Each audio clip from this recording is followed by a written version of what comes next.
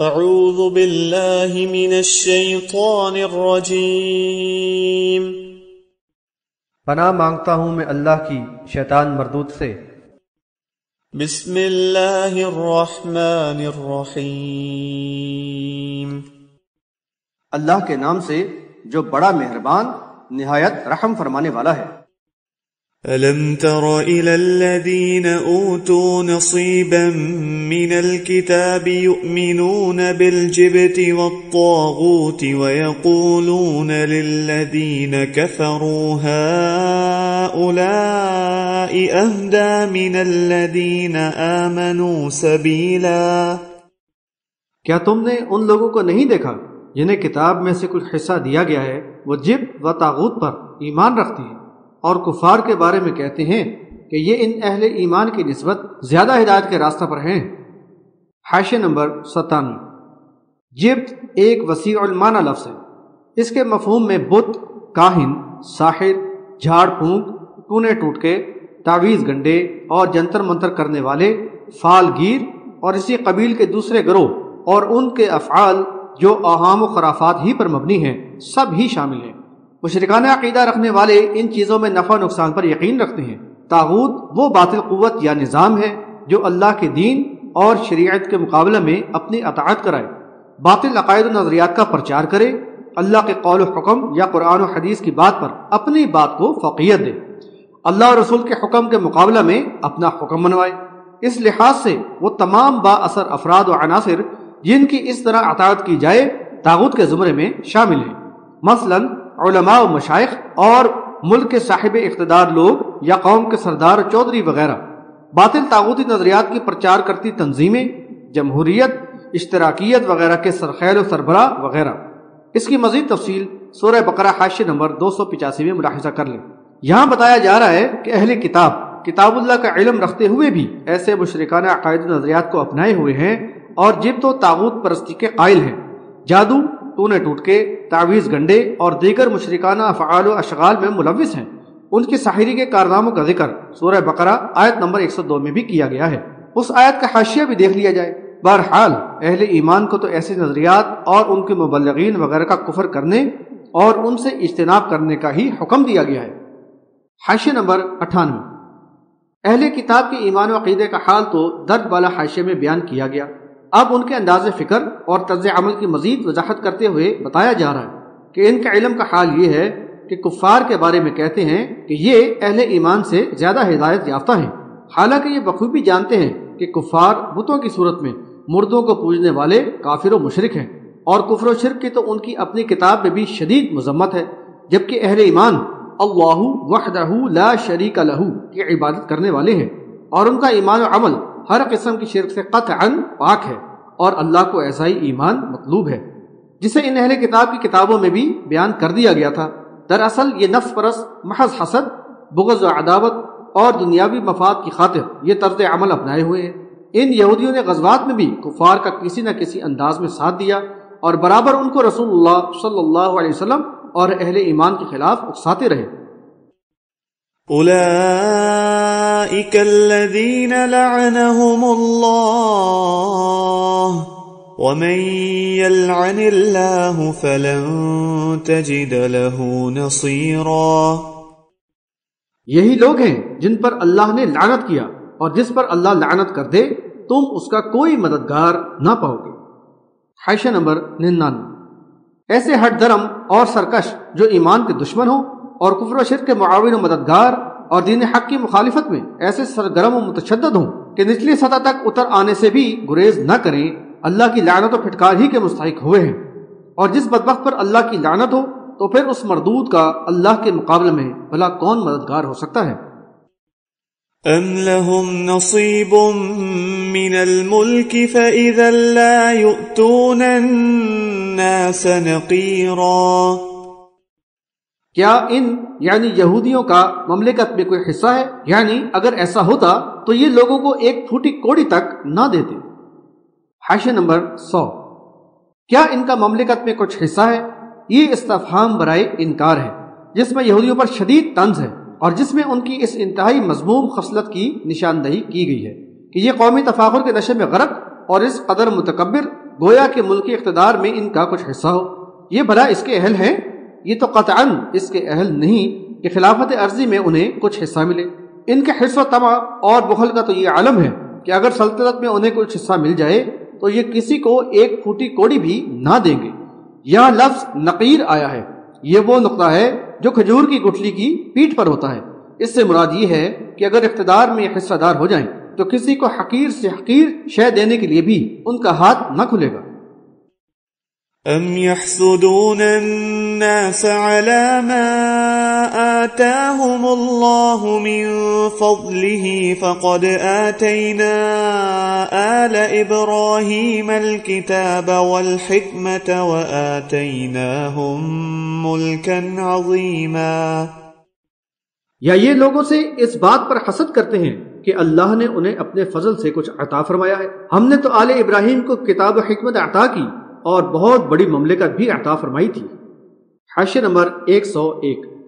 یہ اپنی تمام تر نااہلی کے باوجود اس امید میں تھے کہ بشارت کردہ نبی بھی بنی اسرائیل میں مبعوث ہوگا اور حسب سابق ان کو فوقیت و فضیلت ملے گی، لیکن جب معاملہ ان کی توقع کے برعکس ہوا تو یہ بغض و حسد کی آگ میں جل مرے کہ بنی اسماعیل میں یہ نبی کیسے مبعوث ہو گیا، اور اللہ تعالیٰ نے نبی صلی اللہ علیہ وسلم کا ساتھ دینے والے ان اہل ایمان کو اپنے فضل و کرم سے کیوں نواز دیا؟ انہیں تو نعمت ایمانی بھی ملی اور دنیا میں سربلندی و وقار بھی عطا کیا گیا، اور فی الحقیقت یہ سب اخروی کامیابی ہی کا پیش خیمہ ہے، جبکہ غرور نفس میں مبتلا یہ یہودی اس نعمت سے محروم رہے۔ حاشیہ نمبر 102۔ واضح کیا گیا کہ ان کا بغض و حسد تو قطعاً بے بنیاد ہے۔ نبوت اور کتاب و حکمت ان کے جد امجد ابراہیم علیہ السلام کی اولاد میں ہی دی جاتی رہی ہے، اور ان میں سے بعض کو اللہ تعالیٰ نے ملوکیت بھی عطا فرمائی۔ یہ بنی اسماعیل بھی آل ابراہیم علیہ السلام ہی میں سے ہیں۔ یہاں یہ بات بھی قابل ذکر ہے کہ اللہ تعالیٰ نے ابراہیم علیہ السلام کو جو منصب امامت عطا فرمایا اور اس کو آل ابراہیم علیہ السلام میں بھی جاری رکھنے کا اشارہ کیا تھا، تو وہاں اس اصول کی بھی وضاحت کر دی گئی تھی کہ ظالموں کو میرا کوئی عہد نہیں پہنچتا، بحوالہ سورۃ البقرہ آیت نمبر 124۔ تو اب اس لحاظ سے ان یہودیوں نے تو اپنے مذکورہ طرز عمل سے اس منصب کے لیے اپنے آپ کو بالکل ہی نااہل ثابت کر دیا ہے۔ فَمِنْهُمْ مَنْ آمَنَ بِهِ وَمِنْهُمْ مَنْ صَدَّ عَنْهُ وَكَفَى بِجَهَنَّمَ سَعِيرًا۔ پھر ان میں سے کوئی تو اس یعنی کتاب پر ایمان لایا اور کوئی اس سے باز رہا، اور یعنی جھٹلانے والوں کے لیے بھڑکتی ہوئی جہنم کافی ہے۔ حاشیہ نمبر 103۔ اب بتایا گیا اللہ تعالیٰ کی اس فضل سے نوازے جانے والوں میں بنی اسرائیل بھی تھے، جیسے یوسف، داؤد اور سلیمان علیہ السلام وغیرہ، لیکن اس وقت بھی بنی اسرائیل میں بعض تو نبیوں پر ایمان لائے اور بعض نے روگردانی کی روش اختیار کی۔ تو نبی صلی اللہ علیہ وسلم کو تسلی دیتے ہوئے فرمایا کہ اگر آج یہ آپ پر ایمان نہیں لا رہے تو یہ کوئی نئی بات نہیں، ان کی تو پہلے بھی یہی روش رہی ہے۔ بہرحال ایمان لانے والے تو اللہ تعالیٰ کے فضل کے حقدار ٹھہرے اور نعمت ایمانی کو ٹھکرانے والے جہنم کے مستحق بنے۔ اللہ تعالیٰ کا یہ قانون جو عدل و انصاف پر ہی مبنی ہے آج بھی نافذ العمل ہے۔ اب یہودی خود یہ سوچ کر فیصلہ کر لے کہ انہوں نے اپنے آپ کو کس گروہ میں شامل کر لیا ہے۔ آج یہ بغض و حسد کی آگ میں جلتے ہوئے کفر کی حالت میں مر گئے تو ہمیشہ کے لیے جہنم کی بھڑکتی آگ میں جھونک دیے جائیں گے۔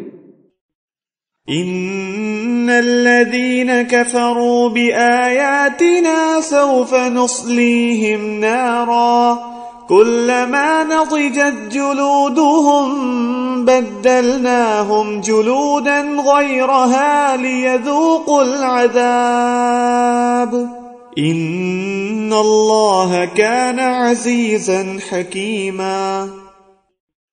جنہوں نے ہماری آیات کا کفر کیا ان کو ہم عنقریب آگ میں ڈالیں گے، جب ان کی کھالیں جل جائیں گی تو ان کو ہم دوسری کھالوں سے بدل دیں گے تاکہ عذاب کا مزہ چکھتے رہیں۔ بے شک اللہ غالب ہے، حکمت والا ہے۔ حاشیہ نمبر 104۔ یہاں کفر کی روش اختیار کرنے والوں کو خواہ وہ اہل کتاب ہوں یا مشرکین عرب جہنم کے ہولناک عذاب سے ڈرایا جا رہا ہے کہ انہیں آگ میں جلایا جائے گا اور ان کی کھال جلنے پر اسے دوسری کھال سے بدل دیا جائے گا تاکہ نئی کھالوں میں عذاب کی شدت زیادہ سے زیادہ محسوس ہو۔ یہ بات بھی یاد رہے کہ وہاں ان کی کھالیں جلیں گی لیکن موت انہیں پھر بھی نہ آئے گی، اور یہ عذاب دائمی ہوگا اور اس میں پہم اضافہ ہی ہوتا رہے گا۔ اعاذنا اللہ۔ ابو ہریرہ رضی اللہ عنہ کی روایت ہے کہ رسول اللہ صلی اللہ علیہ وسلم نے فرمایا، تمہاری آگ جہنم کی آگ کے 70 حصوں میں سے ایک حصہ ہے۔ کہا گیا، اے اللہ کے رسول صلی اللہ علیہ وسلم، یہ یعنی ہماری دنیا کی آگ ہی حرارت میں کافی ہے؟ فرمایا، وہ اس سے 69 حصے بڑھا دی گئی ہے اور ہر حصہ تمہاری آگ کی مانند گرم ہے۔ بحوالہ بخاری، کتاب بدء الخلق، باب صفت النار وانہا مخلوقہ۔ والذين آمنوا وعملوا الصالحات سندخلهم جنات تجري من تحتها الأنهار خالدين فيها أبدا لهم فيها أزواج مطهرة وندخلهم ظلا ظليلا۔ اور جو لوگ ایمان لائے اور انہوں نے نیک کام کیے، انہیں ہم عن قریب جنتوں میں داخل کریں گے جن کے نیچے نہریں بہہ رہی ہیں، وہ ان میں ہمیشہ رہیں گے، وہاں ان کے لیے پاکیزہ بیویاں ہوں گی اور انہیں ہم گھرے سائے میں داخل کریں گے۔ حاشیہ نمبر 105۔ اس کے برعکس ایمان لا کر نیک عمل کرنے والوں کو جنت کی دائم نعمتوں کی خوشخبری سنائی گئی ہے۔ ان کی رہائش گاہیں یعنی جنتی باغات ہوں گے، حسین و معطر، اور ان میں صاف و شفاف نہریں رواں ہوں گی۔ ان جنتیوں کی جسمانی قوت اور حسن و وجاہت تصور سے بالا تر ہوگی، جیسا کہ احادیث میں تذکرہ ہے، اور ان کے لیے پاکیزہ اور حسین و جمیل نازک اندام دل لبھانے والی بیویاں ہوں گی۔ وہ آراستہ تختوں و مسندوں پر تکیے لگائے ہوئے گھنیرے سایوں میں میووں سے لطف اندوز ہوں گے۔ بحوالہ سورہ یاسین آیت نمبر 56۔ انس بن مالک رضی اللہ عنہ کی روایت میں ہے، نبی صلی اللہ علیہ وسلم نے فرمایا کہ جنت میں ایک درخت ایسا ہے کہ اس کے سائے میں سوار 100 سال تک چلے تو طے نہ کر سکے۔ بحوالہ بخاری، کتاب بدء الخلق، باب ما جاء فی صفت الجنہ وانہا مخلوقہ۔ الغرض، ان کے دل کی خواہشات پوری کرنے کے لیے، لذت و لطف اندوزی کے لیے تمام سامان مہیا ہوں گے جو ان کی توقعات اور تصورات سے کہیں زیادہ ہوں گے۔ ابو ہریرہ رضی اللہ عنہ کی روایت میں ہے، رسول اللہ صلی اللہ علیہ وسلم نے فرمایا کہ اللہ تعالیٰ فرماتا ہے، میں نے اپنے نیک بندوں کے لیے وہ نعمتیں تیار کر رکھی ہیں جن کو نہ تو کسی آنکھ نے دیکھا، نہ کسی کان نے سنا، اور نہ کسی کے دل پر اس کا پرتو پڑا۔ اگر تم چاہو تو یہ آیت تلاوت کر لو، فلا تعلم نفس، بحوالہ سورۃ السجدہ آیت نمبر 17۔ اور کوئی نہیں جانتا کہ اس کی آنکھوں کی ٹھنڈک کے لیے کیا کچھ چھپا کر رکھا گیا ہے۔ بحوالہ بخاری، کتاب بدء الخلق، باب ما جاء فی صفت الجنہ وانہا مخلوقہ۔ ان اللہ یأمرکم ان تؤدوا الامانات الى اہلها واذا حکمتم بین الناس ان تحکموا بالعدل ان اللہ نعم ما یعظکم به ان اللہ کان سمیعا بصیرا۔ اللہ تمہیں حکم دیتا ہے کہ امانتیں ان کے حقداروں کو پہنچا دیا کرو، اور جب بھی لوگوں میں فیصلہ کرو تو انصاف کے ساتھ کرو۔ اللہ تمہیں بہترین نصیحت کرتا ہے، یقیناً اللہ خوب سننے والا، دیکھنے والا ہے۔ حاشیہ نمبر 106۔ یہاں امانتوں کو ان کے حقداروں کو پہنچانے کا حکم دیا گیا ہے۔ اس حکم کا ایک پہلو تو یہ ہے کہ اگر کوئی اپنے پاس کسی کا مال وغیرہ امانت رکھے تو اس کی حفاظت کی جائے اور بالآخر وہ اس کے مالک کے حوالے کر دی جائے۔ مالی امانت کے علاوہ کسی منصب پر فائز شخص کی ذمہ داری، لوگوں کے راز وغیرہ بھی امانت ہیں، لہذا ذمہ داری کو پورا کرنا اور ان کی حفاظت کرنا اجتماعی فرض منصبی ہے۔ نیز امانت میں خیانت کو منافق کی ایک صفت بتایا گیا ہے۔ بحوالہ بخاری، کتاب الایمان، باب علامات المنافق۔ اس کا دوسرا پہلو یہ ہے کہ اجتماعی معاملات میں منصب ذمہ داری کو مقدس امانت سمجھا جائے اور ایمان و تقوی اور ذاتی صلاحیت کے معیار کو مد نظر رکھتے ہوئے امانت اس کے اہل کو سونپی جائے، نہ کہ محض شخصی پسند یا دنیاوی اغراض و مفادات کے لحاظ سے کسی کو منتخب کیا جائے۔ اس لحاظ سے اولو الامر پر بھاری ذمہ داری عائد ہوتی ہے، جس میں کسی کوتاہی و زیادتی کے لیے وعند اللہ جواب دہ ہوں گے۔ حاشیہ نمبر 107۔ ایمان والوں کو تاکید کی گئی ہے کہ لوگوں کے معاملات کے فیصلے عدل و انصاف سے کریں، خواہ خاندانی معاملات ہوں یا ان کے باہمی تنازع، رشتہ داروں کے حقوق کا معاملہ ہو یا کاروباری یا ریاستی امور ہوں۔ فیصلہ کرتے ہوئے اگر کوئی رشتہ دار فریق متاثر ہو یا فیصلہ کرنے والے کے مفادات پر ہی زد پڑے تب بھی عدل و انصاف کا دامن نہ چھوٹے۔ یہ بات ذہن میں رہے کہ معاشرے کے اندر امن و سکون، باہمی میل و محبت، خلوص اور ہم آہنگی کا ماحول قائم رکھنے اور فتنوں کا سد باب کرنے کے لیے یہ بے حد ضروری ہے۔ چنانچہ قرآن میں متعدد بار اس کا حکم دیا گیا ہے، بحوالہ سورۃ النحل آیت نمبر 90، سورۃ الحجرات آیت نمبر 9 اور 10 وغیرہ، اور احادیث میں بھی اس پر زور دیا گیا ہے۔ ابو ہریرہ رضی اللہ عنہ کی روایت میں ہے، جن 7 افراد کے لیے اللہ تعالیٰ کے سائے کا وعدہ کیا گیا ہے ان میں سب سے پہلے امام عادل کا ذکر ہے، بحوالہ بخاری کتاب الاذان باب من جلس فی المسجد ینتظر الصلاۃ۔ حاشیہ نمبر 108 واضح کیا گیا ہے کہ یہ زرعی اصول جو ایمان والوں کو سمجھائے گئے ہیں انتہائی قیمتی ہیں اور خاندان و معاشرے کے حالات کو پرسکون و پرامن رکھنے کے لیے نہایت ضروری، بلکہ حقیقت تو یہ ہے کہ اسلامی معاشرے اور ریاست کے استحکام کا انحصار ہی ان اصولوں پر ہے۔ ایسے ماحول میں اہل ایمان کو پورا موقع ملتا ہے کہ وہ اپنے اندر اعلیٰ اوصاف کی نشو و نما کریں اور اللہ تعالیٰ کی عطا کردہ صلاحیتوں کو پوری طرح بروئے کار لا کر دین کی خدمت کرنے اور قومی اور ریاستی ترقی میں بھرپور کردار ادا کریں، اور من حیث القوم اللہ تعالیٰ کے عطا کیے ہوئے منصب پر رہتے ہوئے اقوام عالم میں اپنی فاقیت و فضیلت کو برقرار رکھیں۔ بنی اسرائیل کے تنزل و انحطاط اور اقوام عالم میں گراوٹ کا بڑا سبب یہی تھا کہ ان میں کفر و شرک آ جانے کے ساتھ ان کی اخلاق و کردار بھی بگڑ گئے تھے۔ وہ نہایت دنیا پرست، لالچی اور خود غرض ہو گئے تھے۔ ان کے ارباب اختیار ذمہ داریوں کے لیے انتخاب صلاحیتوں کے بجائے ذاتی اغراض اور شخصی پسند و ناپسند کی بنیاد پر کرنے لگے تھے، چنانچہ امانتیں، ذمہ داریاں اور مناصب نااہلوں کو سونپ دیا کرتے تھے، اور عدل و انصاف کا گلا گھونٹ دینا ان کی جبلت کا خاصہ بن گیا تھا۔ ان کی تاریخ میں اہل ایمان کے لیے بہت عبرت و نصیحت ہے۔ يا أيها الذين آمنوا أطيعوا الله وأطيعوا الرسول وأولي الأمر منكم فإن تنازعتم في شيء فردوه إلى الله والرسول إن كنتم تؤمنون بالله واليوم الآخر ذلك خير وأحسن تأويلا۔ اے ایمان والو، اطاعت کرو اللہ کی اور اطاعت کرو رسول کی، اور تم میں جو اصحاب امر ہوں ان کی۔ پھر اگر تم میں کسی معاملے میں اختلاف ہو تو اس کو اللہ اور رسول کی طرف لوٹاؤ، اگر تم اللہ اور یوم آخرت پر ایمان رکھتے ہو۔ یہی یعنی طریقہ کار بہتر اور انجام کے لحاظ سے سب سے اچھا ہے۔ حاشیہ نمبر 109 اس آیت میں سمع و اطاعت کے متعلق انتہائی اہم حکم دیا گیا ہے، جس کی پیروی پر فی الحقیقت اہل ایمان کی اجتماعی نظم و ضبط کا دار و مدار ہے۔ ایمان والوں کو خطاب کر کے اللہ کے رسول صلی اللہ علیہ وسلم اور اولو الامر کی اطاعت کا تاکیدی حکم دیا گیا ہے۔ سب سے پہلے اللہ کی اطاعت کا حکم ہے، وہی اس کائنات کا خالق و مالک اور مدبر الامور ہے، اور تمام اختیارات کا وہی اکیلا مالک ہے۔ ایمان کا لازمی تقاضا ہے کہ اللہ تعالیٰ کو اصل متاع تسلیم کر کے ہر معاملے میں اس کی اطاعت کی جائے، اس کا ہر حکم مانا جائے اور اس کے مقابلہ میں ہر ایک کے حکم کو رد کر دیا جائے۔ اگر اللہ کی بات یا اس کے حکم کے مقابلہ میں کسی حاکم یا عالم اور پیر کی بات یا حکم و فیصلہ کو فوقیت دی گئی تو یہ اس کو رب بنانے کے مترادف ہوگا، جیسا کہ سورہ توبہ آیت نمبر 31 میں اہل کتاب کے بارے میں فرمایا کہ انہوں نے اپنے علماء و مشائخ کو رب بنا لیا ہے۔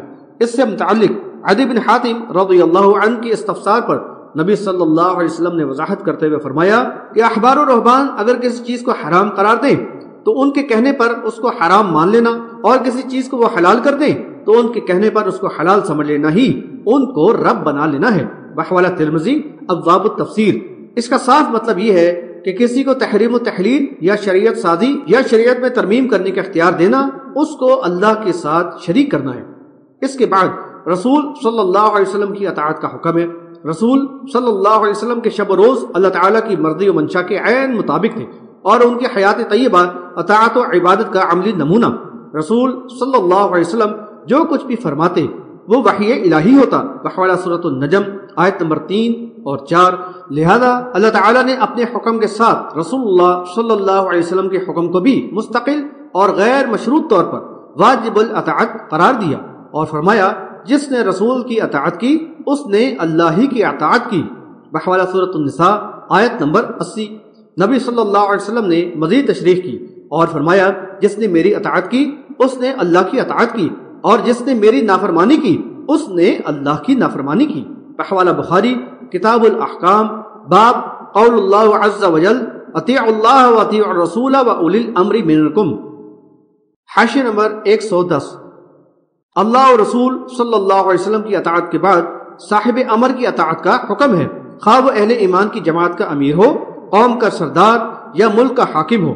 امیر کی اطاعت کی بہت تاکید کی گئی ہے کیونکہ اس کے بغیر معاشرے میں نظم و ضبط اور عدل و انصاف اور امن و سکون برقرار رکھنا ممکن نہیں۔ رسول اللہ صلی اللہ علیہ وسلم نے فرمایا جس نے میری اطاعت کی اس نے اللہ کی اطاعت کی، اور جس نے میری نافرمانی کی اس نے اللہ کی نافرمانی کی، اور جس نے امیر کی اطاعت کی اس نے میری اطاعت کی، اور جس نے امیر کی نافرمانی کی اس نے میری نافرمانی کی۔ بحوالہ بخاری کتاب الجہاد والسیر باب یقاتل من وراء الامام ویتقی بہ۔ یہ بات بھی یاد رہے کہ امیر کی اطاعت مشروط ہے، یہ معروف میں ہی ہوگی، یعنی قرآن و حدیث کے احکامات کی حدود میں رہتے ہوئے۔ لیکن اگر امیر اللہ اور رسول صلی اللہ علیہ وسلم کے حکم کے خلاف حکم دے تو اس کی اطاعت ہرگز نہیں کی جائے گی۔ نبی صلی اللہ علیہ وسلم نے فرمایا کہ اگر اللہ کی نافرمانی کا حکم دیا جائے تو سمع و اطاعت نہ ہوگی۔ بحوالہ مسلم کتاب الامارہ باب وجوب الطاعۃ الامراء فی غیر معصیہ، اور ترمذی نے باب باندھا ہے لا طاعۃ لمخلوق فی المعصیۃ الخالق، یعنی خالق کی نافرمانی میں کسی مخلوق کی اطاعت نہیں ہوگی۔ بحوالہ ترمذی کتاب الجہاد ترجمۃ الباب۔ اطاعت امیر کے عنوان پر بخاری و مسلم میں بکثرت احادیث ہیں، یہاں بطور اختصار صرف چند بیان کی گئی ہیں۔ یہ بات قابل ذکر ہے کہ اسلام نے ایک جامع اور مکمل نظام حیات پیش کیا ہے جو قیامت تک کے لیے مسلم معاشرے کی ہدایت اور رہنمائی اور پیروی کے لیے کافی ہے۔ حاشیہ نمبر 111۔ اگر اہل ایمان میں کوئی تنازع ہو یا امیر سے کسی قسم کا اختلاف ہو تو اس کے فیصلے اور حل کے لیے اللہ اور رسول صلی اللہ علیہ وسلم کی طرف رجوع کرنے کا حکم دیا گیا ہے، یعنی اللہ کی کتاب یا احادیث نبوی صلی اللہ علیہ وسلم سے ہدایت حاصل کرنی ہوگی۔ اس حکم نے بھی امیر کی اطاعت کو مشروط کر دیا ہے، جیسا کہ اوپر وضاحت کی گئی۔ باہمی اختلاف کے حل کے لیے یہ ایک بہترین اصول و ضابطہ فراہم کر دیا گیا ہے کہ انہیں کتاب اللہ اور احادیث کی روشنی میں طے کیا جائے۔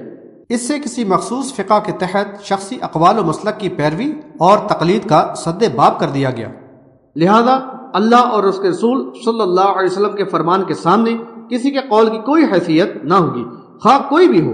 اگر بالفرض قرآن و حدیث کسی مسئلے میں خاموش ہو تو پھر انہی کی روشنی میں سابق نظائر اور صحابہ رضی اللہ عنہم کے آثار کو سامنے رکھ کر فیصلہ کیا جائے گا، یعنی کسی طرح بھی اس کی گنجائش نہیں کہ کوئی اپنے لیے یا کسی دوسرے کے لیے یہ دعویٰ کر سکے کہ سارے عالم پر میں ہوں چھایا ہوا، مستند ہے میرا فرمایا ہوا۔